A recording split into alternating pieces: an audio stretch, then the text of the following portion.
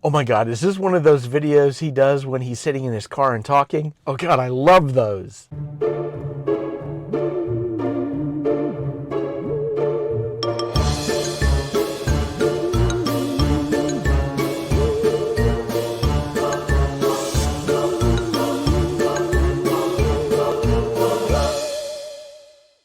When I was a senior in high school, I thought I had my entire life planned out. I knew exactly what I was going to be doing for the rest of my life. And the best part of that plan was it was nothing at all like the plan my dad had for me, which was starting to look more and more like I was going to be joining the army. But I knew exactly what it was that I wanted to do. I wanted to be a fundamentalist Baptist preacher. Oh yeah, believe me, I know how weird that sounds.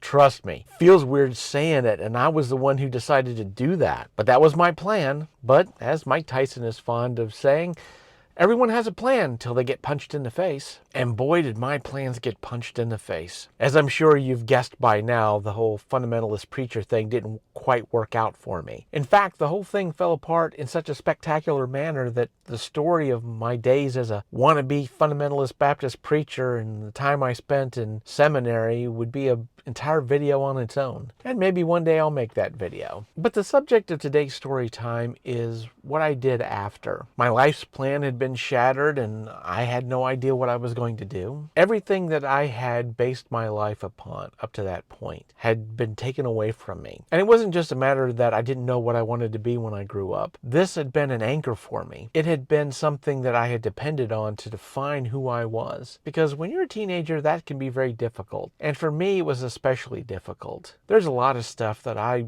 probably wouldn't have been able to deal with if I didn't have that thing to hold on to. The idea that it doesn't matter because I know who I am. But then suddenly I had no idea who I was. But then I still needed to get on with my life, whatever that was going to be. And that was how I began my 20s. The 20s weren't a really good time in my life. I didn't know what I wanted to be. I was lost and confused, and I tried a few attempts at the beginning to launch and failed and wound up back in one parent's house or the other for a little while, but not really being comfortable anywhere and not really having a place where I felt like I was home. But I did manage to get a few small jobs working fast food, and eventually, after a few failed attempts to go out on my own, I finally managed to make that stick. I was able to find a roommate and moved in with him. I didn't make a lot of money in those days because all I had was a high school diploma and not a lot of work experience. So I took whatever job I could get. But man, did those jobs not pay a lot. I had to look over my Social Security statement recently, and I was looking at those years and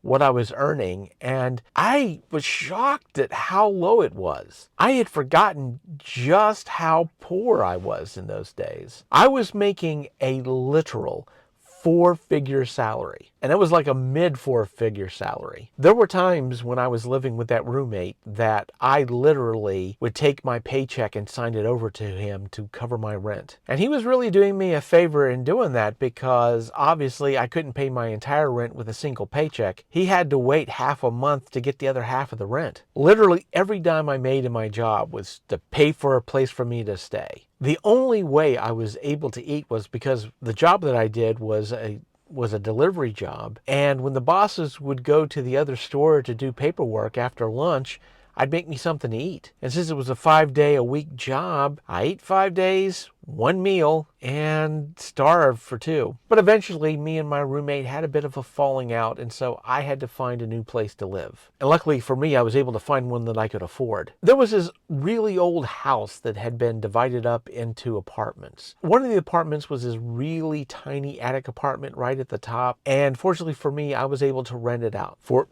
ready for this? $175 a month, utilities included. Yeah, I lived in an apartment that cost me $175 a month. But that $175 a month was nearly all of one of my paychecks, and I only got 2 a month. That was around 1991. Even though it was this tiny apartment and it wasn't in the best condition and it wasn't in the best neighborhood, I had finally felt like I was out on my own. And although I did take a little bit of satisfaction in being able to say I had my own place finally, times then were really tough. The very little amount of money I was able to earn doing these crappy fast food and delivery jobs were just enough to cover my expenses and my rent, but just barely that. But unfortunately, food wasn't one of those expenses. Sometimes I ate, but many times I didn't. But then I was able to get this job working as a delivery driver for a dental lab. And oh man, I was ecstatic. This was the first time where I actually had a job that paid me 5 figures. I mean, it was barely 5 figures. It was just over 10,000. And of course, after taxes, that went back down to 4 figures. But it felt like a real job. It was getting that job that allowed me to go to college on loans, of course. But it was the first time where I felt like maybe there was a future for me. I mean, life still wasn't great, but at least it was getting a little bit better. I was still living paycheck to paycheck. But on top of that, now I had the struggles of going to college, getting my coursework done, and trying to figure out which classes that I absolutely needed to buy the textbook for and which ones I could get away with not buying. And even though I did manage to afford eating a little more during the week, it still wasn't every day. But many nights in that small attic apartment, I would be awake in the middle of the night because, frankly, I was too hungry to sleep. And I'd turn on that old tube television that somebody had given me, and I'd watch late night TV. And if you're familiar with what late night TV looked like in the 90s, then I'm sure you're very much aware of infomercials. But if for some reason you're not familiar with infomercials, in the 90s for late night television, very often stations would sell time to companies who would create these. It would look like a talk show, but it was actually just a big long commercial to sell a particular product. And during the commercial breaks, it would be an ad for the product that they were selling during the show. And although a lot of those commercials were about household products and George Foreman grills and miracle cleaners and all of that stuff, a lot of those infomercials were about self-help. There would be these shows with these self-help gurus who would promise you the secret to losing weight or making money, or one of them was about having a super memory. And I got to admit, that infomercial really got to me because, keep in mind, at that point, I was 3 decades away from my ADHD diagnosis. And so the idea of having a great memory wasn't just about being able to do tricks at parties for me. It was about being able to live a normal life. But then all of those self-help infomercials were attractive to me. I mean, when you're a young kid in his 20s who's not really that sure of himself, who's living in a small attic apartment in a cheap neighborhood for $175 a month, who isn't exactly sure what and where his next meal is coming from and has no idea what he's going to do with his life, but dreams about something better for himself. I was the perfect market for those infomercials.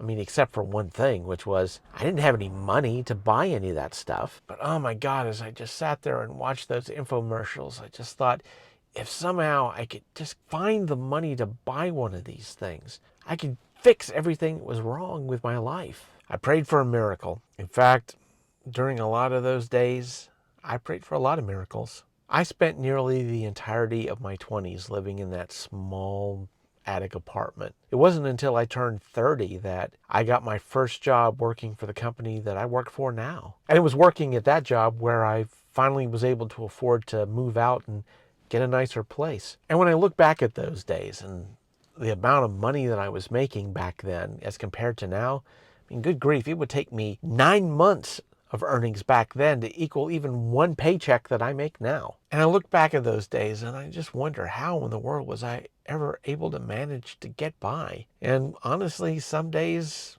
I didn't manage to get by all that well. But where I am now has nothing to do with the fact that I bought some self-help course that was able to get me on track. I am where I am right now because of struggle and time. And some of the things in my life that are better because I finally learned that I had ADHD and I treat it. I understand that some of the things that I do aren't entirely my fault and I can do some things about it. Well, I mean, that's something that I've only had for 2 years at this point. Do I wish that I had an easier life in my 20s? Well, of course I do. Sure, life would have been easier if I'd had more money or understood exactly what was going on up in my brain and what I could have done about it. But the worst part of it all was I felt that I was alone and I had no one to turn to. there's this weird twisted circle that you can get caught into sometimes where you feel this hopelessness that you can't change your situation, that you lack the power to do that. But then you blame yourself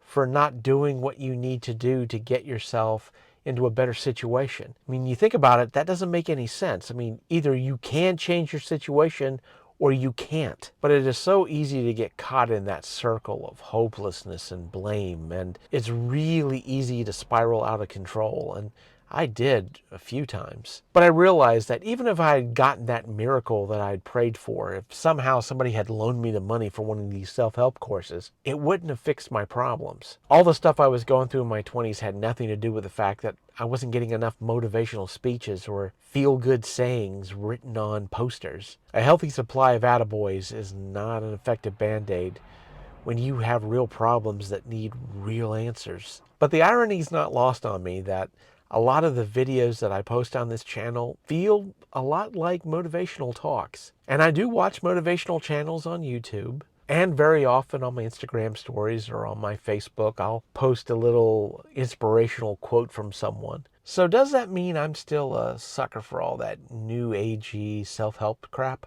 A little bit, I guess. Of course, the natural question to ask is where I am now. If I could go back in time and talk to that 20-year-old, what would I tell him? Well, first of all, I wouldn't tell him anything. I'd take him out for a meal because that poor kid is starving. But is there some motivational thing that I could say to him? Any pat on the back that I could give him that would help him? It's not like I could tell him that just be patient because everything is going to be so much better and you're going to be absolutely fine in the future. A lot of the insecurities that I had back then, I mean, I still do. I know there are things in my life that I still need to fix, and if I didn't know it, I'm sure in a comment section somewhere somebody will be more than happy to tell me. And although I doubt my younger self would have taken a whole lot of comfort in knowing that the trouble that I was going through back then was something that wasn't completely my fault, it might have helped maybe a little bit to know that I wasn't alone, that I didn't need to be alone. That people that I thought hated me and didn't want to be around me actually loved me very much. Maybe if I had known that, I wouldn't have depended so much on people who honestly just didn't really care about me at all. But the videos I post online about becoming a better person and the motivational quotes that I post online, I don't really post them for other people, although I know they'll see them and I hope that it helps. I post those videos for me. I post them to remind myself how far I've come and how far I may one day get. And that's also the reason why I'm making this video and why I'm making it here. This is the house that I spent my 20s, and that is the attic apartment where I lived. There was a lot of pain in that apartment. A few months ago, the city condemned that old house, and they're going to be tearing it down soon. And I'm not sure how I feel about that. A place that represents a lot of pain and suffering in my young life is going to be wiped off the face of the planet. And I feel like I should be happy about that. And yet I feel melancholy and nostalgia. Even if somehow we manage to leave the pain of our past behind us, the scars do still remain. It took me a long time to understand it. Although I don't know how much good it would have done me back in my 20s, it's a comfort to me now. You can't make life easier. The game isn't about making life easier. It's about making life worth it.